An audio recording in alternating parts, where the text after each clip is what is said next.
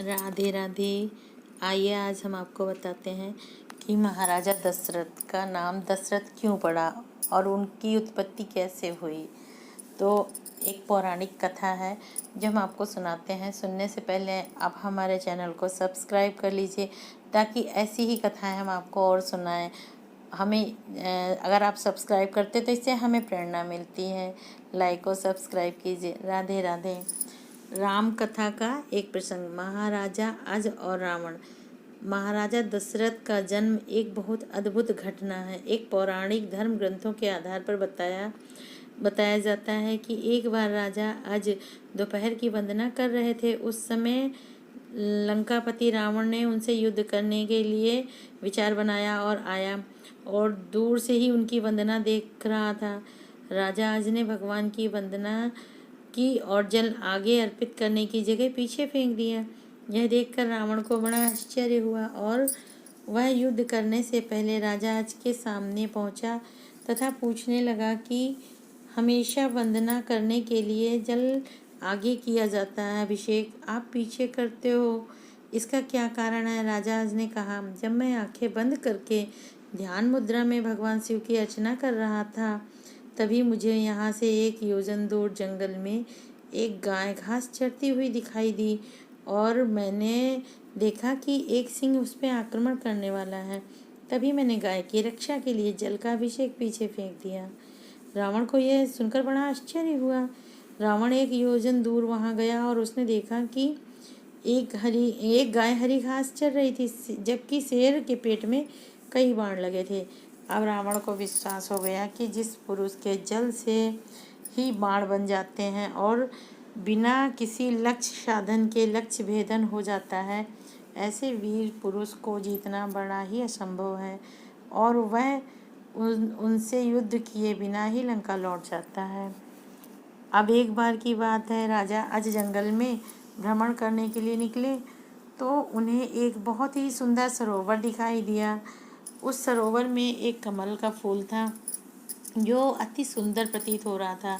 उस कमल को प्राप्त करने के लिए राजा अज सरोवर में चले गए, किंतु यह क्या था, राजा अज जितना ही उसके पास जा रहे थे वो ये कमल उनसे उतना ही दूर जा रहा था और राजा अज ने उस कमल को पकड़ने की पूरी कोशिश की परंतु पकड़ नहीं पाए।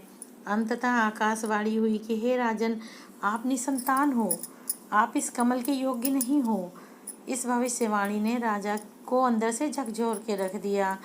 अब राजा आज अपने महल में लौट आए और चिंताग्रस्त रहने लगे क्योंकि उन्हें कोई संतान नहीं थी, जबकि वह भगवान शिव के परम भक्त थे।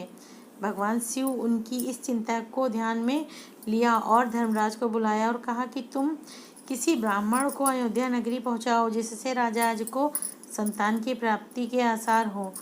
तब दूर पार से एक गरीब ब्राह्मण और ब्राह्मणी सरयू नदी के किनारे कुटिया बनाकर रहने लगे। एक दिन वे ब्राह्मण राजाज के दरबार में गए और उनसे अपनी दुर्दशा का जिक्र करके भिक्षा मांगने लगे। राजाज ने अपने खजाने में से उन्हें सोने की असरफियाँ देनी चाहिए, लेकिन ब्राह्मण ने कहा, नहीं, मैं असरफियाँ नहीं ले सकता, ये तो प्रजा का है। आप ये सब प्रजा की संपत्ति आप मुझे क्यों दे रहे हैं, उसे दीजिए आप जो आपका अपना हो। अज ने अपने गले से उतारकर अपना हार मोती हार दिया उनको, परंतु ब्राह्मण ने फिर मना कर दिया। बोले, मैं ये नहीं ले सकता, ये भी तो प्रजा की संपत्ति है, आप मुझे कुछ वो दीजिए जो आपने स्वयं कमाया हो। इस प्रकार राजा आज को बड़ा दुख हुआ कि आज एक गरीब ब्राह्मण उनके दरबार से खाली हाथ जा रहा है, ये अच्छे संकेत नहीं है। तब राजा अज ने शाम को एक मजदूर का वेश बनाया और नगर में किसी के यहाँ काम मांगने निकल गए। चलते चलते एक लोहार के घर पहुँचे। वहाँ उन्होंने अपना परिचय ना दिया, बिना परिचय बताते हुए उनसे काम मांगा और पूरी रात हथौड़ा चलाया। उस हथौड़ा चलाने के बदले उन्हें 1 टका सुबह मिला। राजा आज 1 टका लेकर ब्राह्मण के घर पहुँचते हैं, लेकिन वहाँ ब्राह्मण नहीं थे। उन्होंने वह 1 टका ब्राह्मणी को दे दिया और कहा, इसे ब्राह्मण को दे देना। जब ब्राह्मण आया तो ब्राह्मणी ने वो टका ब्राह्मण को दिया और ब्राह्मण ने उस टका को उससे उठाया और ज़मीन पे फेंक दिया। तभी एक आश्चर्यजनक घटना हुई। ब्राह्मण ने जहाँ टका फेंका वहीं पे एक गड्ढा हो गया। ब्राह्मण ने उस गड्ढे को खोदा तो उसमें से एक सोने का रथ निकला। वो रथ जैसे ही ब्राह्मण ने छुआ वो आसमान में चला गया। फिर और खोदा तो दूसरा रथ निकला, और खोदा तो दूसरा रथ निकला। फिर और खोदा तो तीसरा रथ निकला।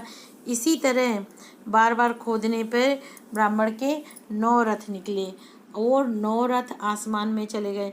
फिर जब ब्राह्मण ने और खोदा तो 10वां रथ निकला। उस 10वें रथ पे एक सुंदर बालक बैठा हुआ निकला। वो रथ उस जमीन पर रुक गया और वहाँ पर बहुत छोटा सा बहुत बालक बैठा हुआ उस रथ पे निकला।